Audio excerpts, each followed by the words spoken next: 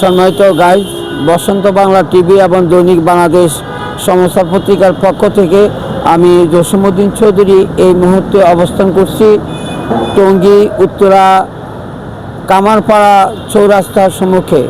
আপনারা দেখতে পাচ্ছেন সন্ধ্যার পরপরই কামারপাড়া এই চৌরাস্তায় আজকের গাড়ি ঘোড়ার বিচরণ।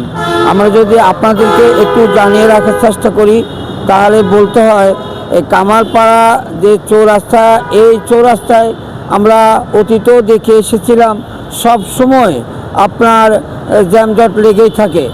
অপুরন্ত গাড়ি এই রোডে চলাফেরা করে, অটোরিকশা সহকারে। এখানেও আমরা অন্যান্য জায়গার মতোই জাম উপলব্ধি করতে পেরেছি। আমরা এই জায়গাটায়, এই স্থানে আরও কয়েকটি নিউজ করেছিলাম। আমরা এই স্থানকে নিয়েও প্রশাসনের উদ্যোগ কর্মকর্তা সড়ক বিভাগকে বলে এসেছিলাম যে যানজট নিরসনের জন্য সরকারের তরফ থেকে, প্রশাসনের তরফ থেকে এবং সড়ক বিভাগের তরফ থেকে যতটুকু সেভ করা প্রয়োজন, যতটুকু নির্দেশনা পালন করা প্রয়োজন, ওনারা সেটা করার জন্য চেষ্টা করবেন। কিন্তু আমরা দেখে এসেছি নিষ্ফল, কোনো ফল হয়নি। সেই মোতাবেক আমরা আবারও আজকে কামারপাড়া এই চৌরাস্তায় এসে গাড়ি ঘোড়া বিচরণের প্রাক্কালে আমরা উদ্যোগ কর্মকর্তা, প্রশাসনিক কর্মকর্তা এবং সড়ক বিভাগের কর্তৃপক্ষের দৃষ্টি আকর্ষণ করব যেন শুধু এই উত্তরা কামারপাড়া নয়, সারা বাংলাদেশের সর্বস্তরে যেন যানজট নিরসন করা হয় সে ব্যবস্থা গ্রহণ করেন। সম্মানিত গাইজ, আপনারা জেনে থাকবেন যানজটের যে আসল যে মূল কারণ, সে কয়েকটি কারণ হতে পারে। তবে আমাদের কাছে মনে হচ্ছে যে অটোরিকশা, তারপরে ফিটনেসবিহীন গাড়ি এবং আরও অন্য অপ্রয়োজনীয় যানবাহন যেগুলি মানুষের তেমন কোনো কাজে আসে না, সে যানবাহনগুলি যদি বন্ধ করা হয় এবং অপ্রীত অটোরিকশা যদি বন্ধ করা হয় তাহলে হয়তো সাময়িকভাবে আমরা যানজট থেকে রক্ষা পেতে পারি।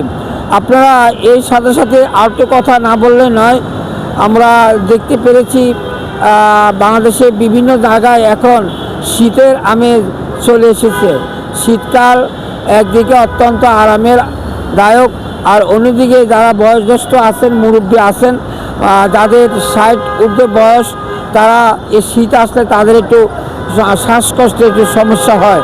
আমরা আজকে এই শীতের প্রথম নিউজ করার প্রাক্কালে এলাকাবাসী, জনসাধারণ, বাংলাদেশের সর্বস্তরের মানুষের নিকট আমরা প্রত্যাশা করব যাদের ঘরে বৃদ্ধ পিতামাতা আছেন তাদেরকে যেন অন্তপক্ষে এই শীত উপলক্ষে গরমের কাপড়ের ব্যবস্থা করা হন, সঠিকভাবে তদারকের ব্যবস্থা করা হন, চিকিৎসার ব্যবস্থা করা হন। আর যারা ছোটো বাচ্চা আছেন তাদেরকেও যেন নিয়মতান্ত্রিকভাবে তদারক করা হয়, যেন কোনোভাবে তাদের বুকে ঠান্ডা না লাগে, তারা যেন কোনো সমস্যা না হন। আর সবচেয়ে গুরুত্বপূর্ণ কথা যেটা, সেটা হলো অপ্রয়োজনে বাসার বাইরে না বের হয় উত্তম মনে করি। সম্মত কাজ আপনারা দেখতে পাচ্ছেন বাংলাদেশে এখন কোনো স্থানীয় কোনো সরকার নেই। যে সরকার যিনি আছেন উনি শুধু একটি নির্বাচন করার জন্যেই এখানে অধিষ্ঠিত হয়ে আছেন। আপনারা জানেন আগামী বছরে ফেব্রুয়ারি মাসে নির্বাচন হবে। যিনি নির্বাচনে জয়ী হবেন তিনি হয়তো সরকার গঠন করবেন। আমরা প্রত্যাশা করব যারা দেশ এবং দশের জন্য খাটবেন, সাধারণ মানুষের জন্য দৃষ্টিকোণ দিবেন, সাধারণ মানুষের দুঃখ বুঝবেন, গরিব দুঃখীর দুঃখ বুঝবেন, মানুষের সেবা করার জন্য সশস্ত্র থাকবেন, এমন কোনো দলকেই যেন মহান আল্লাহ পাক আগামী নির্বাচনে জয় করান। আবার কোনো এক সময় আপনাদের মাঝে আসার চেষ্টা করব কোনো নতুন জায়গায়, কোনো নতুন দৃশ্য নিয়ে। সে পর্যন্ত আপনারা সবাই ভালো থাকবেন, সুস্থ থাকবেন। আপনাদের অবিরাম সুস্থতা এবং সফলতা কামনা করে আমি উত্তরা কামারপাড়া এই গোলচক্কর থেকে এই মুহূর্তে শেষ করছি।